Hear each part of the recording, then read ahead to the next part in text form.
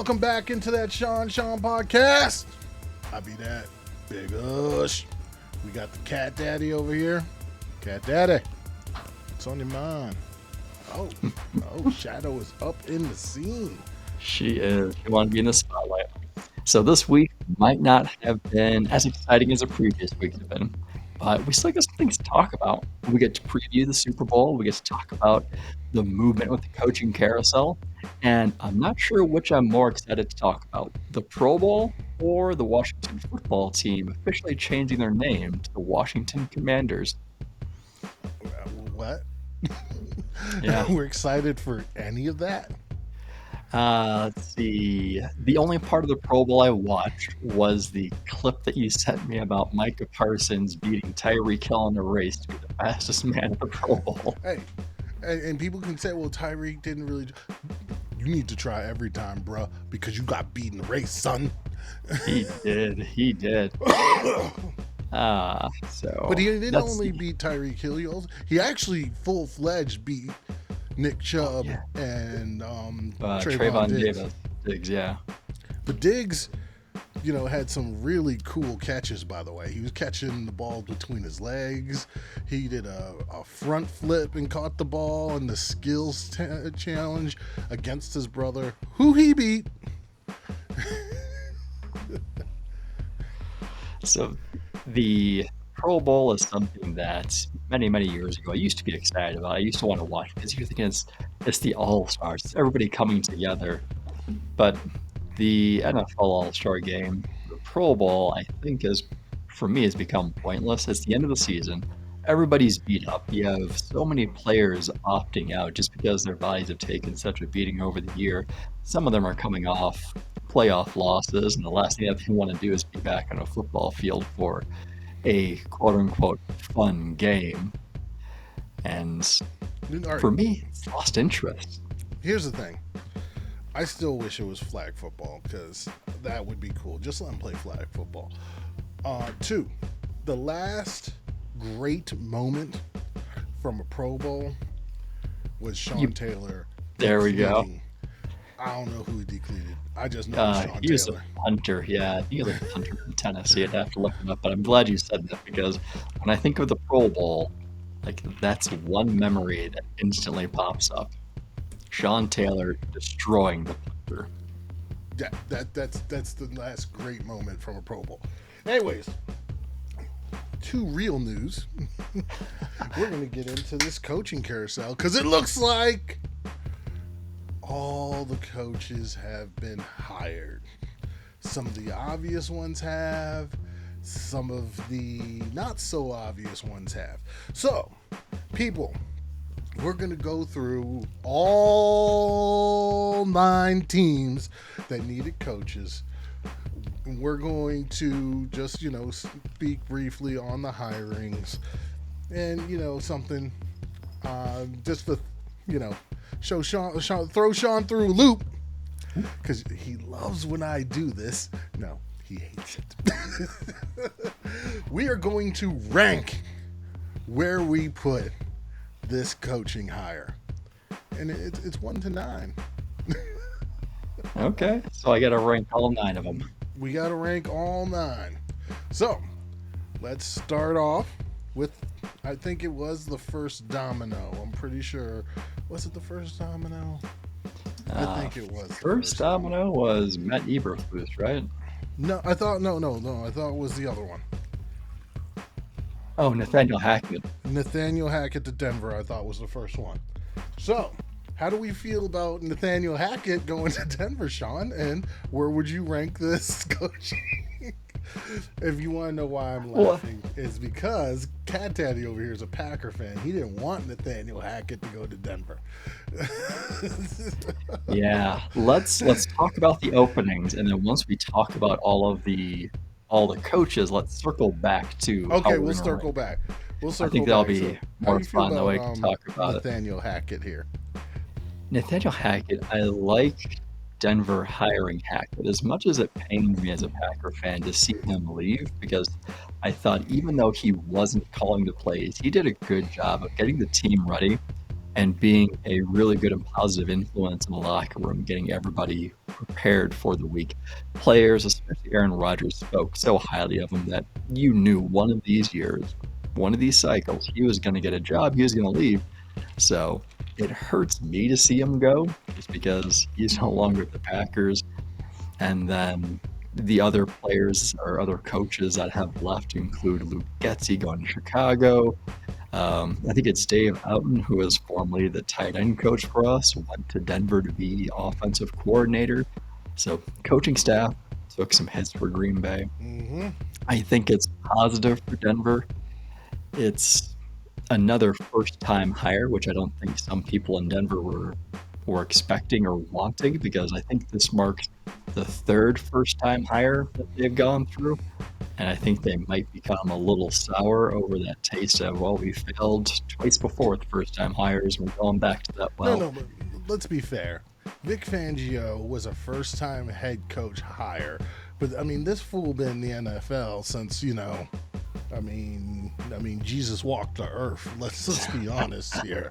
I mean, this isn't the same thing as getting one of those young, fresh minds. Vic Fangio was an old school guy that you brought in and did old school things, and that was the downfall of Vic Fangio. Yeah, your defense was humming, but your offense. I mean, this isn't 1992. Yeah, and I think offensively, it was a smart decision for Denver to hire Nathaniel Hackett as I agree. their head coach with his offensive background, because defense wasn't the problem. They were losing games because they couldn't move the ball, they couldn't finish drives, And- the turnovers. You need somebody to develop a quarterback. Well, because the turnovers weren't even bad at sometimes. Both me and you detailed immensely how their offensive game plan was just. What's the word that I want to use here? It stale.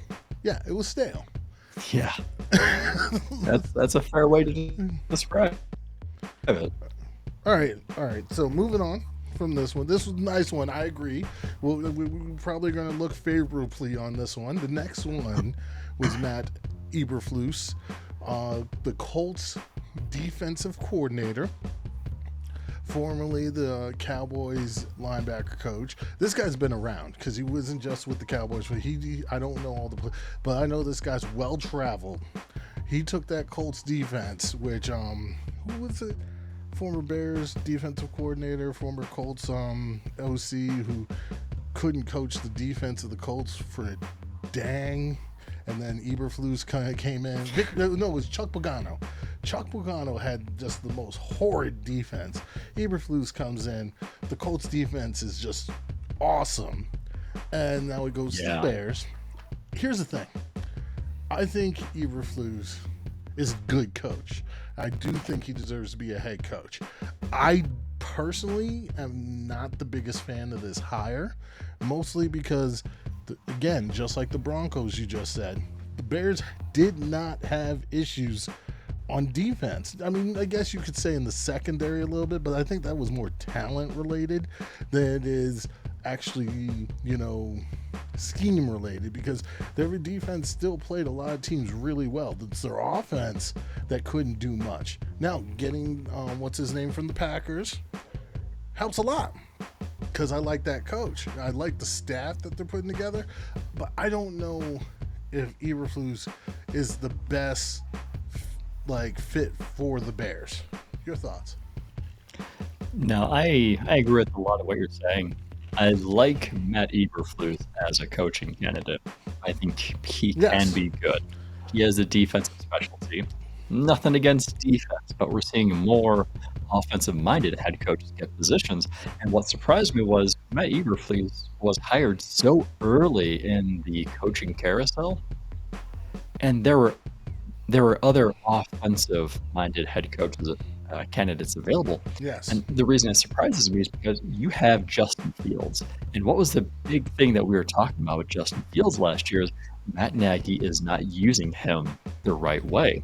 Absolutely not. For Matt Eberflus to be successful, it is going to it's going to be a direct correlation with how well does Justin Fields play, because Justin Fields is going to be the quarterback leading this team. You need to develop him as much as possible, which is why I thought Chicago was going to go an offensive-minded head coach. And there were a lot of good options out there. I think I would have gone for offense. So that on defense, Chicago has a good defense, which is hopefully going to strengthen that side of the ball. It was more questionable until they hired Luke Getsy. It was more questionable. It still doesn't make total sense to me about why you went defense when you have a second-year quarterback and the development for him is going to be your main priority. So that part was a little surprising. Do I think long-term Eberflus can be good? He can, with the caveat that he maintains Luke Getsy in a consistent offensive package for the next couple of years. Because if Luke Getsy continues to coach well and other teams take notice of this and he leaves for a head coaching position of his own, then that's going to put Justin Fields in a difficult spot where his growth and development might be limited, become stagnant, which is going to hurt the Bears. So, and I think we talked about this before too, it would have been better to hire an offensive-minded head coach knowing that you're going to have the consistency for 4 years with them. All right. Next up, who was the next team up? Who was the third team to drop? Third team, I think it was the Giants. It was the Giants with their controversy with Brian Daboll. Here's the thing. Controversy aside, I really like the hire of Brian Daboll. If anybody can possibly get something out of Daniel Jones, it's him. Look what he did with Josh Allen. I get it. Josh Allen's an immensely talented guy, but coming out, Josh Allen was below 50% in his passing percentage. His accuracy was atrocious. Yes, big arm. Yes, can run the ball. But there's a lot of work. And you saw that first year, it was rough sledding for him. But now he's looking like a bona fide stud. And so that part, as much as it pains me to say, I think this was a really good hire. I agree. I think pairing Brian Daboll with Daniel Jones is going to be the best for Jones's development. What do we see this past year? The year started out really good for Daniel Jones. He was throwing the ball better than I think he had been in the past. He was using his legs to extend plays, even create scoring drives with his legs.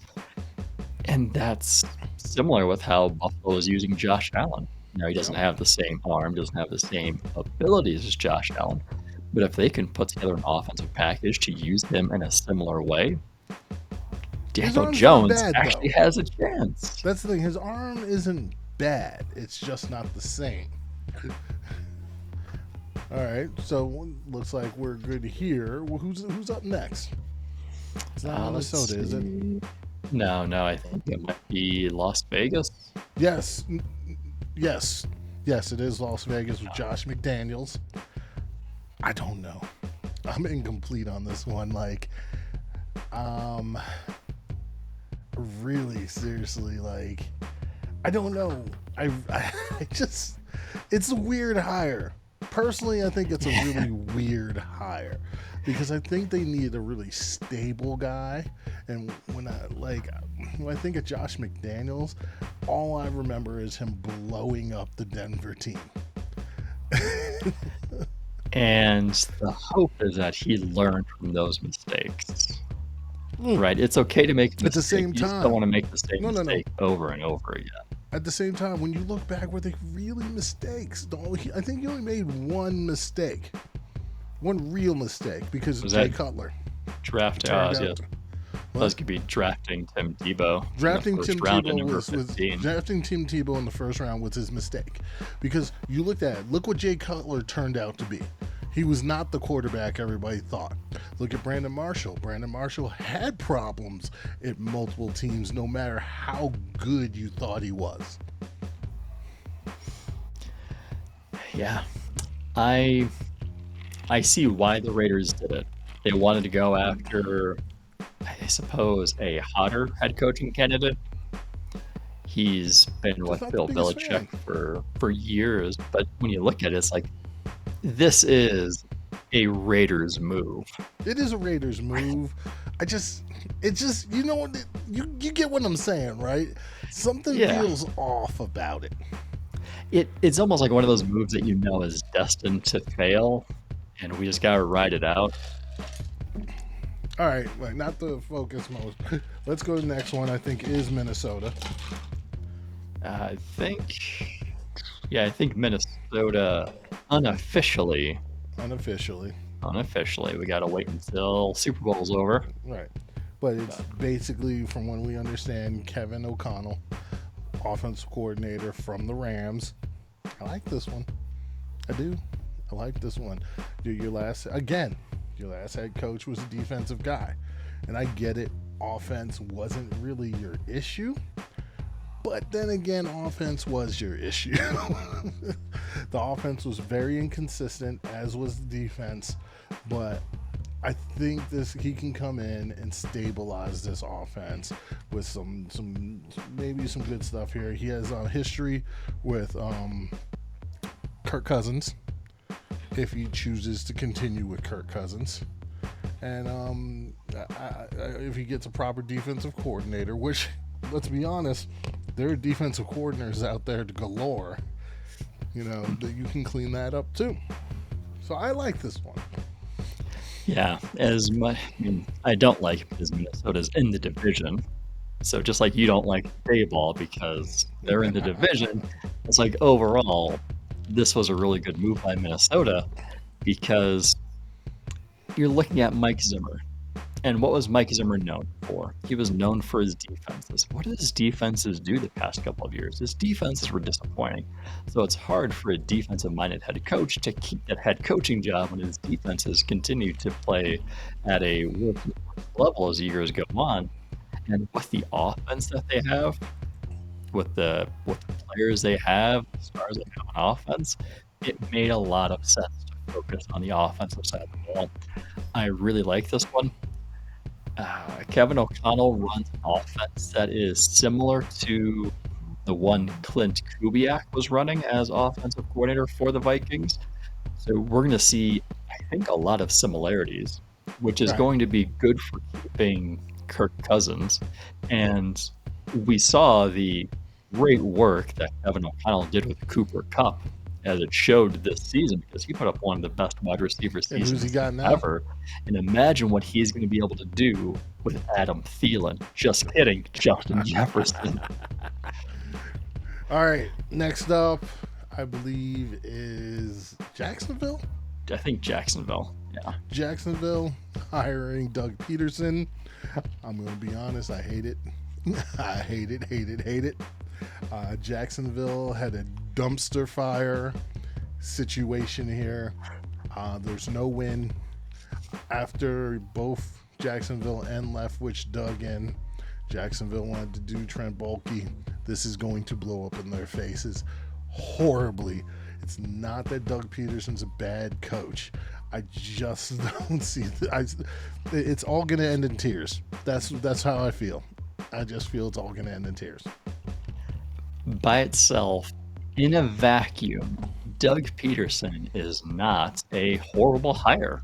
No. He took the playoffs with a second-year quarterback. He won the Super Bowl that same year with a veteran quarterback. And I think he could, emphasis on could, be good for the development of Trevor Lawrence as long as he brings in a solid supporting cast of offensive coordinator and quarterback coach. He's not going to have Frank Reich. Because you want to avoid what happened in Philadelphia with Carson Wentz, where as soon as Frank Reich and even John DeFilippo left town after the Super Bowl, it all went to the crapper. I immediately questioned the choice of offensive coordinator because they chose Mike McCoy.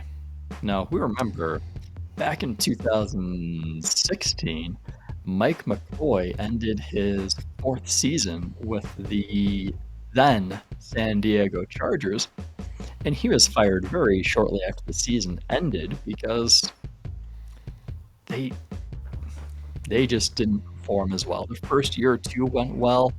Years 3 and 4 losing offensive coach, the offense could get going, similar to Mike Zimmer, just there not as long. Then in the 2017 season, he was Denver's offensive coordinator. He was fired after 11 weeks of that season because they found themselves in a 6-game losing streak and they had offensive struggles. 2018, the following season, he gets the job as the Arizona Cardinals offensive coordinator. This time, he only lasts until week 7 before he was fired because of offensive woes. It didn't work out. And I don't think he's coached at any level since then. Now, this means the guy that Doug Peterson trusts to run his offense and develop the prized pick in Trevor Lawrence is a guy who's been fired mid-season in the last 2 Demand a trade, Trevor. Demand a trade. Now, all of this is made a lot worse when you consider that Jacksonville had such a long time to find a head coaching candidate, and this was the best they can do. And it begins to look more underwhelming minute by minute when you consider that they were inches away from hiring a young, up-and-coming offensive mind in Byron Leftwich, but they weren't willing to part with Trent Baalke, their GM. Now, who nobody wants to work with. And it sounds like Trent Baalke was hurting the organization overall because people either didn't want to work with them, they declined interviews because they figure I don't want to work with them. Yeah. Dan Quinn. And do you know what makes all of this even more amusing? Is that the owner, Khan, is looking to hire the former Minnesota GM Rick Spielman for an executive position. Now, I don't think he's officially been hired, but that's the rumor and speculation, is that they're looking to hire Rick Spielman as part of a restructure in the front office. God.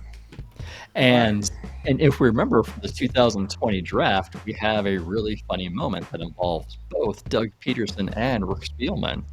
Yes. Because the Eagles were on the clock at 21. Following them is Minnesota at 22. Now they both need wide receivers. Doug Peterson and the Eagles draft Jalen Reagor, much to the Minnesota's disbelief and delight. And then you have Rick Spielman laughing at the Eagles and immediately putting in the pick for Justin Jefferson. I think Spielman was right, but hey, moving on to another spot in Florida. The Miami Dolphins are up next. They had a bit of a interesting coaching cycle themselves after missing out on Brian Daboll, but they still get, I think, a home run coaching hire themselves and Mike McDaniels.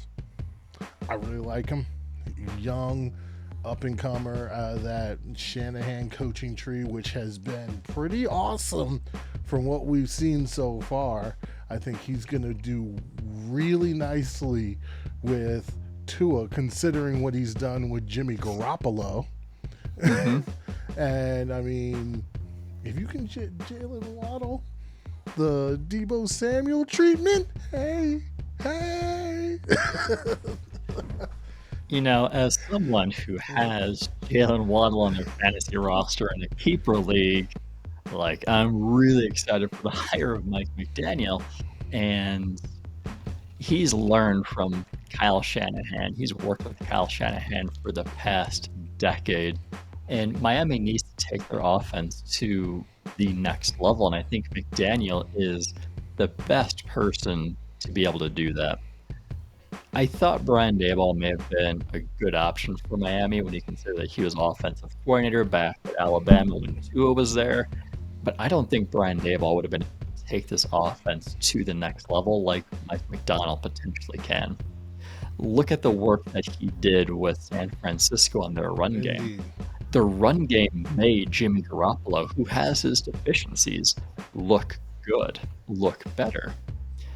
And I'm I'm really excited to see what he does with Tua, because if they can utilize the run game in a very similar way, And get you're that not quick going to passing game notice going. exactly. You're not going to notice the deficiencies in Tua's game. See, And I don't think now, Tua's game's as deficient as people want to think, though. the big deficiency for me is the arm strength and not going downfield. But your quarterback doesn't have to do that. And I think that's going to be part of the game plan that Mike McDaniel brings. Right. And now his career is directly tied to the success of Tua Tagovailoa. But I mean, it has been said that Tua can still make all the passes. We got a quarterback, yes, just a preview for you, in the Super Bowl this year who people questioned his arm strength. Just saying. Just saying. Yeah, and what makes this hire more fun is that now we get to see Mike McDaniel going against former San Francisco defensive coordinator Robert Saleh twice per year. Yes. So I think that's going to be a really fun division to watch. Not to mention, you got Mike LaFleur over there in New York also. As the Mike coordinator. McDaniels. Yeah. The two Mikes can be like, my offense is better than yours. Next up, we have Houston, who, all right, here's the problem. Houston's had troubles because they're Houston, and it's just, there's all sorts of nonsense going on here. Personally, for me, and I might be in the complete minority here, I like the hire. I really do. I know, you're going to say, but Lovie Smith hasn't had any successful seasons in like 7 years. Yeah, you're right. I can't argue with that. I just go with my gut, and I like Lovie as a coach. I think he can do better with this roster than David Culley did, because I think he did really good with a defense that was a void of talent. I can't wait for the monotone, non-emotional Lovie Smith press conference, which is highly emotional. You just not reading them right. And they seriously need, and Mr. Cat Daddy did the dad joke here, and I'm going to allow him to have the dad joke, but they need to keep a clause in his contract to keep that fantastic beard. And what is that clause called? What are we calling that clause, Cat Daddy? That's called the Santa Clause. Ding, dad joke time. But on the real, if somebody had to take this job, because everybody's talking about Brian Flores, and honestly, we're not going to get to Brian Flores. We're going to avoid that whole situation. That's not, we try to make our pod fun. I get it. It's news, but it is that's a deep, dark road to go down. All I'm saying is I actually enjoy Lovie as a coach, and I think he could do something fairly substantial here in Houston if given a real opportunity. The question is, does he have a real opportunity? I'm not as big of a fan of this hiring, and that says more about the Houston organization than it does Lovie Smith. I don't say that though. It's because you don't believe they're giving Lovie a real opportunity. I don't know what the Houston organization is doing, and I don't think they know what they're doing. This is one of the worst rosters in the league. Yes. You have no long-term option at quarterback, and they're still dealing with the fallout of Deshaun Watson's legal issues. What coaching candidates did they expect to attract? They at least got a first-round pick this time. Right. And I'm surprised that I was surprised when they informed Jonathan Gannon, Philadelphia's second-round pick coordinator. Yeah. That he was no longer an option, because here is a coach on the younger side. He's south of 40. Yeah, he's defensive minded. And we're looking, more hires are looking to be offensive. And I'm like, why aren't they giving him a chance? Actually, they But got a top 3 pick, but you hey. had Brian Flores in your finalist group. You had Josh McCown in your finalist group, who hasn't coached a lick of football at any level. I mean, he's been a veteran for a You know long who I don't time. understand? You know who I don't understand why they didn't go with? If it's not Lovey, there is someone else. If you're going younger, it wouldn't have been Brian Flores. You know who I really don't understand, considering could have been that the connections they have? I was gonna say Josh McDaniel. I was going to say Gerard Mayo. I'm just saying, like, I mean, bring him in. Like the whole thing is a dumpster fire. Do you Let's know be what would have been? honest. You know what would have been a better option? Well, Not firing David Kelly. That would have been a there's that. better option. There's that. Was this the long-term plan after they fired David Kelly? Do they think, we're going to get all these Well, candidates in, and then we're going to settle on Lovie Smith? That's our plan. no. I'm gonna be honest with you. No, all right. So this is a story that they said went. This is how they said it went. Apparently, Lovey endeared himself to the organization, so they brought in Lovey as a consultant when they were interviewing candidates. So Lovey was actually in on interviews, from my understanding. Nothing wrong And with then that. at one point, they just thought to themselves, you know something, Lovey? You're making a lot of good points in these interviews. Maybe we should just interview you. But And the whole thing is, you know something?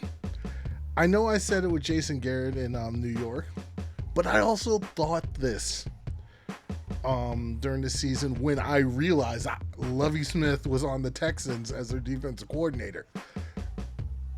Did you have that moment ever in the season? Because I know me and a lot of my friends, we're close to the Chicagoland area. We're watching the Houston Texans, and then we see Santa Lovey on the sideline, and we're like, "Hold on, is that Lovie Smith?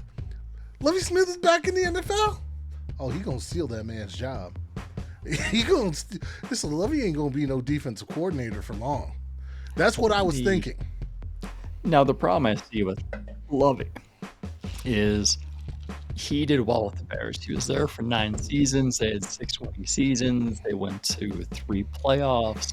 They went to the Super Bowl with, was it Rex Grossman as their quarterback? Rex Grossman is our quarterback. Yeah. When you're looking at the win-loss record, you're looking back on it, you're seeing like, hey, this is a guy who won nearly 60% of his games. Like, that's really good. But toward the end of his time in Chicago, what was happening was the team was starting out hot to begin the season, and they would fade and they would crash and burn toward the end of the season. And even though they had a winning record, they still weren't able to get into playoffs because of how strong the NFC was at that time. It's almost like how I think Cliff Kingsbury's doing with Arizona. It is. It was like that. I'll give you that, because I'm sorry, I still don't think you should get fired at 10-6. You shouldn't, but that's the reason that Chicago got rid of him, is because he wasn't fit. Then again, should you get fired at 14-2? But I mean, we ain't got to bring all that up. After that, he goes to Tampa Bay. He has 2 wildly unsuccessful seasons. Unsuccessful. But let's be honest, Tampa Bay at the time was more dumpster fire than Houston is now. Let's be honest. It definitely was not in good position. I don't want to say it's worse than Houston is right now. Worse than Houston. You could. I can name one. I think I can name one star on that team. I think that was Vincent Jackson. Yeah. And he was at the tail end of his career. Yeah. After Tampa Bay, he went to the University of Illinois for 5 seasons and 1 bowl game. No season with a winning record. Wait, he went to a bowl game with Illinois? That happens? At one point, they won 6 games in a season one time in 5 years. Again, I'm sorry, Illini. That is a basketball school. They are Yeah, not meant to yeah. win football games. But Football games are meant to be won by Northern Illinois, Southern Illinois, sometimes Northwestern. maybe Eastern Illinois. U of I is not meant to win football games. Plain and simple. No. Especially playing in the Big Ten. But I get the Lovie Smith hire for the fact that he's a leader of men. So if you want this organization going in the right direction, He is a player's coach. he is going to be able to help you get that done. But I also thought that was the same reason they brought David Culley in. Yeah, we'll see. I think David No. Culley was more of a. Personally, I honestly think David Culley was a desperation hire. I actually don't think they had to hire Lovie. I think what happened was they realized, you know something, we really like you, Lovie. We were thinking about going a different direction, but we think this was actually the way to go. Now, I think we spent a little too much time on Lovie Smith. We need to move on to the really quick one. Now, if somebody wants to file a grievance, maybe it should be Eric Bieniemy, because he had no chance at this job. This was Dennis Allen's job the whole time. Dennis Allen is just a placeholder for possibly if and when Sean Payton wants to come back. And yeah, this made a whole lot of sense. That's all I got to say about it. You got anything to say? Yeah. I think one way or another, New Orleans was staying in-house. Yeah.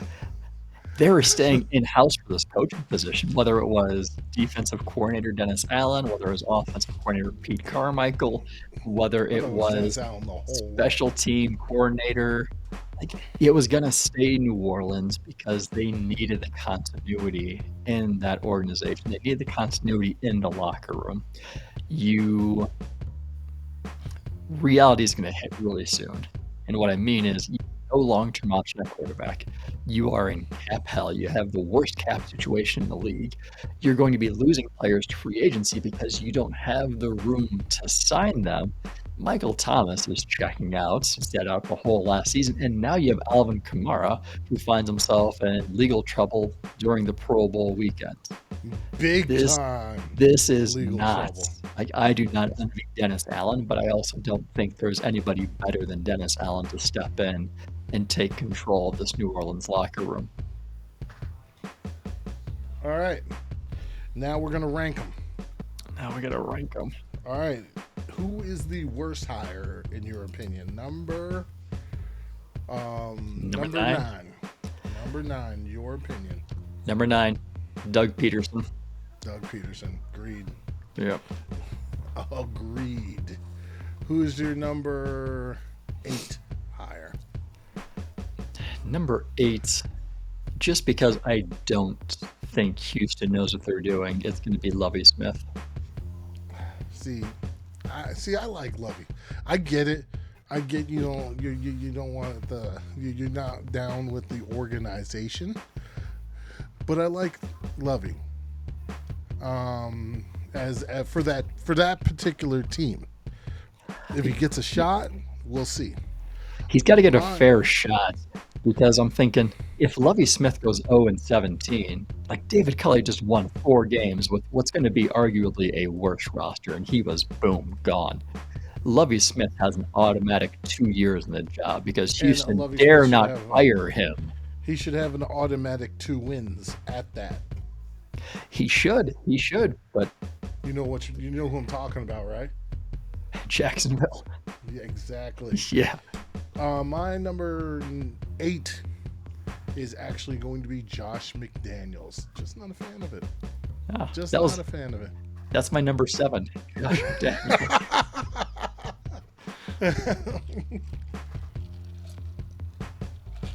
It just doesn't really make any sense, in my opinion. My number 7 is actually going to be Matt Eberflus. I like Matt Eberflus. I don't like the fit. Maybe he does more with it. I just don't like the fit. Who's your number 7? Who's your number 6? Matt Eberflus. I really think that Chicago would have been better long term with an offensive minded head coach. They need to keep that continuity in the offensive side of the ball. OC, quarterback coach. At least the next 3 years, they got to keep them intact. All right, so next up, I'm here with you now. I'm going to go, as much as I said I do like Lovie as a hire, Lovie Smith is my number 6. So, number 5, Sean. Who's going to be in 5? Dennis Allen. I think he is in a tough spot. He's going to be the coach because the owners and the owner and the GM know what the situation is in New Orleans. So, Dennis Allen. I agree with you, Dennis Allen. He's not a bad hire. He's not a good hire. He's just a hire. He makes sense for what they're doing right now.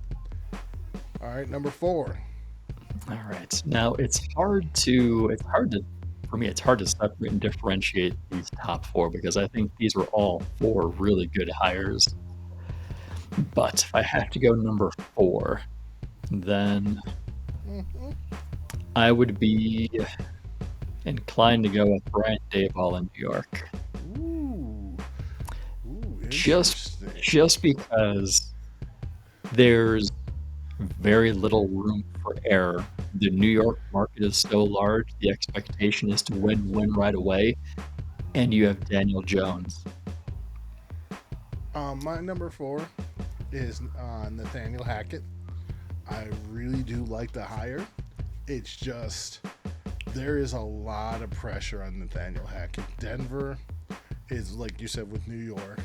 Denver's one of those high-pressure situations. They've had a bunch of losing seasons. They are not a team or organization that is used to losing. So this is mad pressure on Nathaniel Hackett. Number 3. Nathaniel Hackett. I think there's going to be the immediate expectation that they're going to be in the playoffs because they have a playoff caliber defense.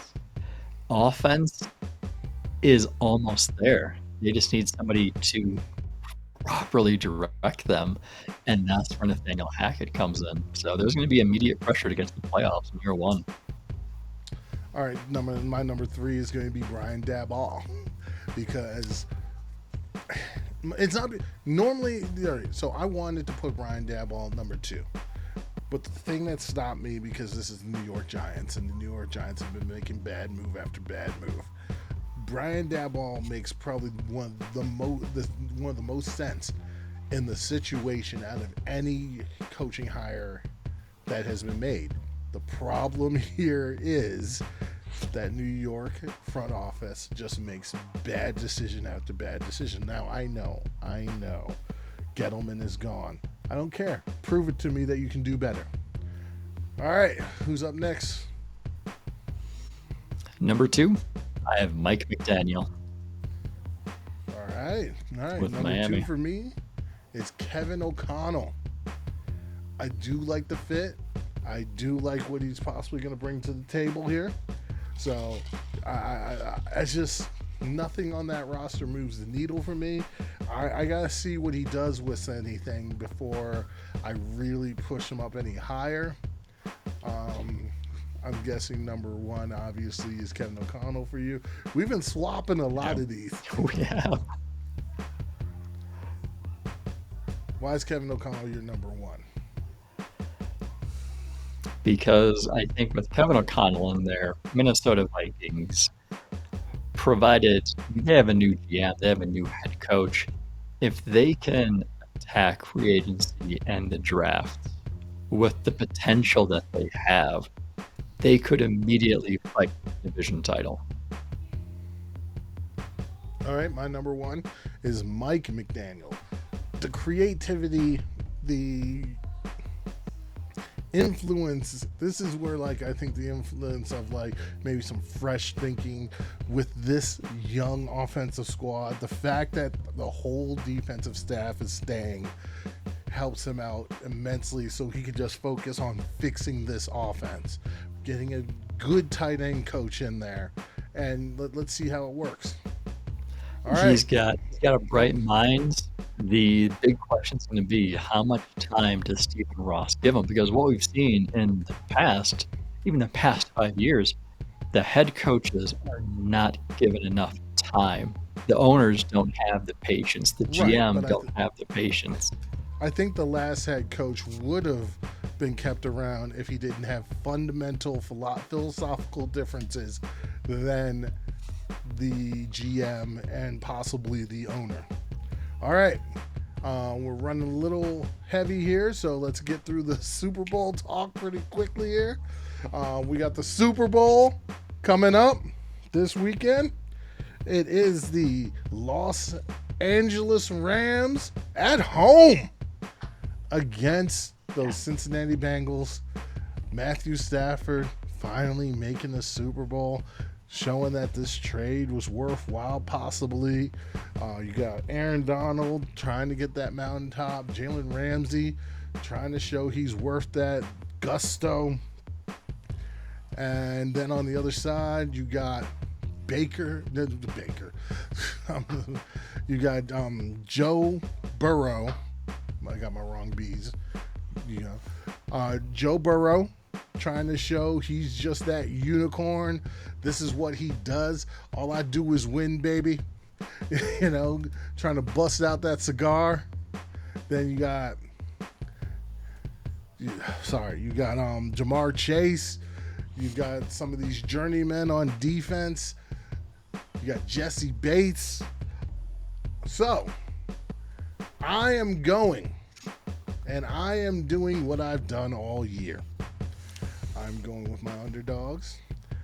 I believed in Cincy from the beginning of the year. I'm going to continue to believe in Cincy. I'm taking the Cincinnati Bengals to win this game. All right.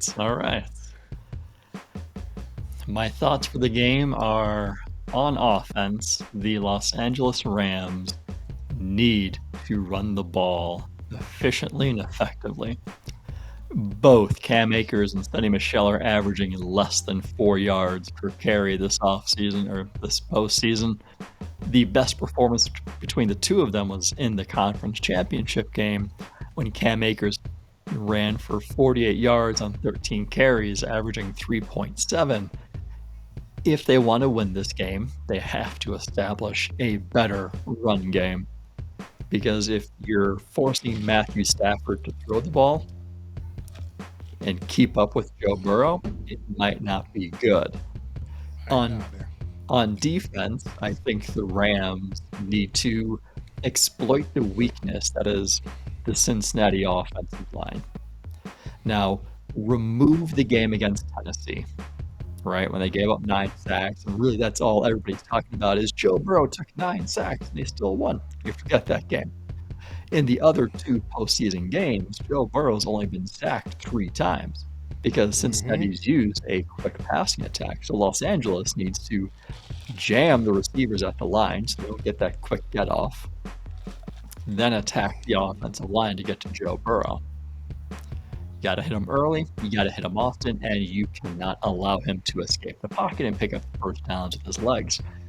Now for Cincinnati, you need to establish the run early, but don't shy away from passing on the early downs. They came into the game against Kansas City with a plan where they were going to run on first down every single time. And I think they did a lot of that to throw Kansas City off, because the first time that they played, that it was just throwing the ball over the place. So establish the run, but still pass those early downs, because that's where Joe Burrow's had a lot of success. I mean, he's had a lot of success this season, but throwing early has done well for the team. On defense, you cannot fall behind by 1 or 2 scores against this Los Angeles Rams team. You need to get the defense put together early. If any San Francisco. Yeah. Yeah. And if any adjustments need to be made, don't wait until halftime to make those adjustments.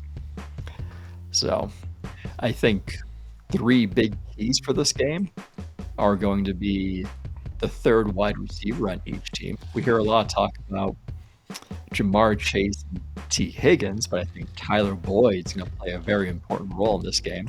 And on the Rams side, we've heard a lot about Cooper Kupp and Odell Beckham Jr., but I think Van Jefferson is going to have a big role in this game. The second key is going to be the running game. You have to be able to establish the run, win at the line. You got to win in the trenches.